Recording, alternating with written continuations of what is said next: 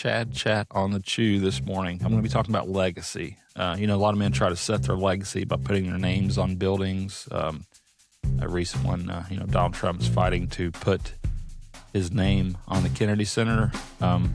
We try to set legacies sometimes, and we think of it being a legacy of our own name that you want to put into it. But the real legacy that you want to make is a legacy that's passed on.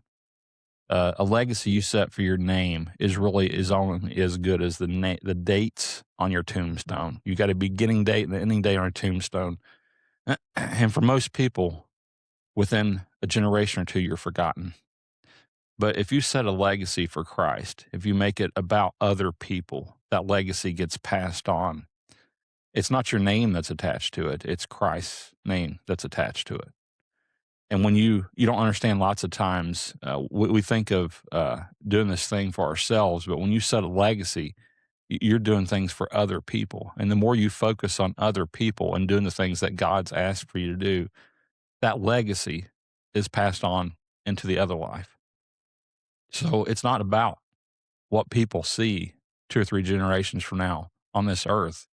It's about once you pass and you go to the other side, that's when that legacy is remembered forever. So I encourage you this morning to think about what kind of a legacy are you passing on. I've read and studied the Bible many times, went through it over and over, and I can sit there and I can read it over and over again, but not apply it. And I can sit there and think about what God has called me to do and not do the things that God's called me to do. And my legacy just sits right there. It doesn't go any further. There's one verse in the Bible talks about not being just a hearer of the word, but being a doer of the word. I encourage you this morning to start being a doer of the word instead of just reading and constantly studying. Actually apply it.